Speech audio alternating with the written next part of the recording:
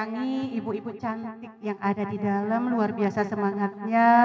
Mudah-mudahan berhadapan dengan anak-anak PAUD, anak-anak SD juga seperti itu.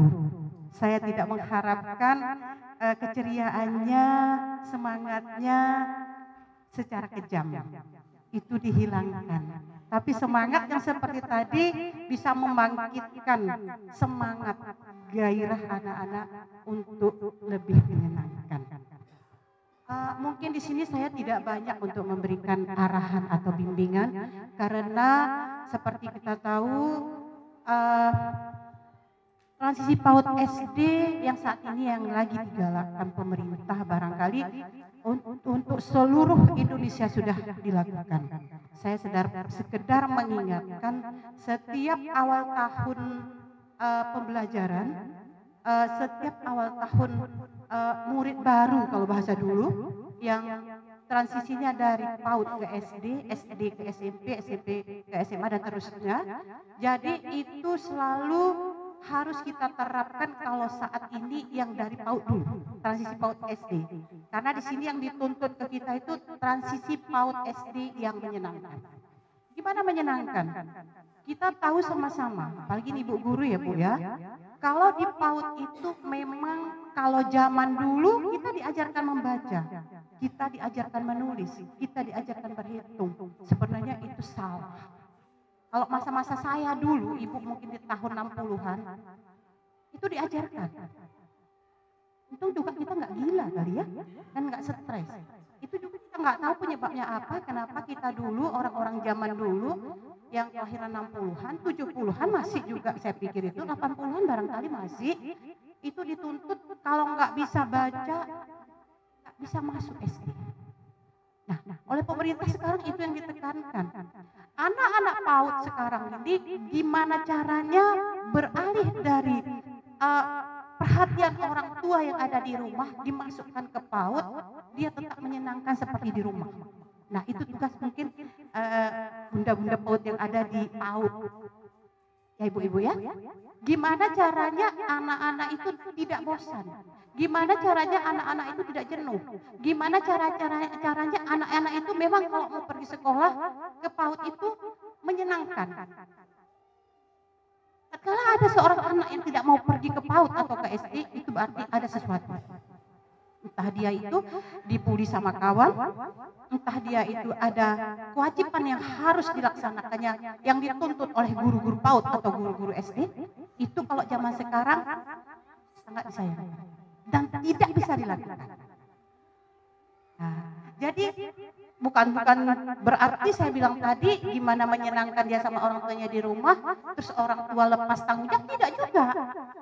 Bahkan saat ini, kalau saya dulu itu nggak ada, saya diantar sama ayah saya, nggak dijagain saya sekolah, biar Potitika enggak.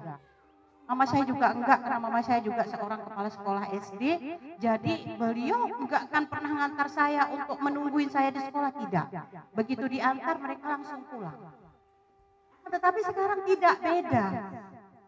Ke PAUD itu harus ditemani oleh orang tua. 2 minggu pertama itu adalah perkenalan, seperti nyanyi ibu tadi, Yeliel tadi. 2 minggu pertama itu perkenalan. Jadi di PAUD, anak harus diantar orang tua. Tidak harus seorang ibu yang antar, wajib bagi seorang orang tua.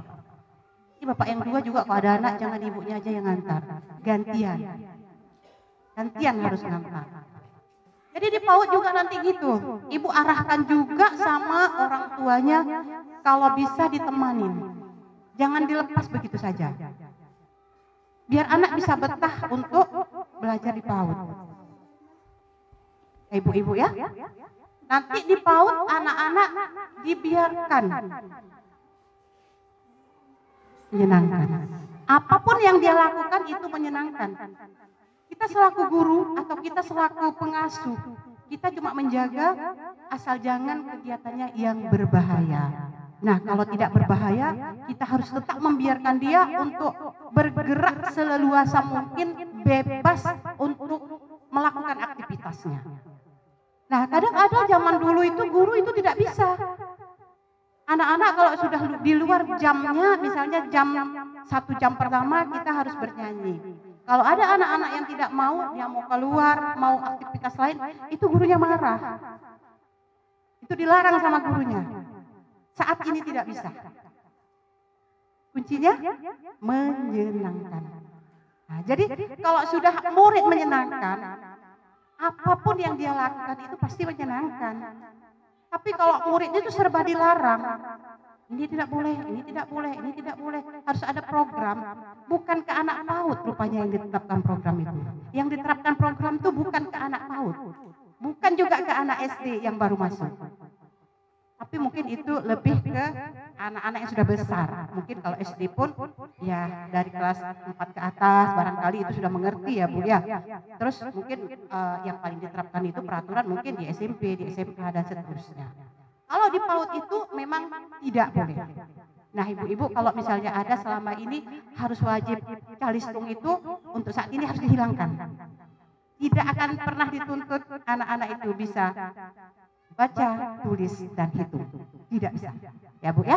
Jadi untuk di PAUD anak-anak gimana menyenangkan asal tidak berbahaya itu saja. Jadi lebih gampang. Lebih gampang mungkin untuk untuk mendidik mereka. Jadi kita arahkan kemana maunya mereka.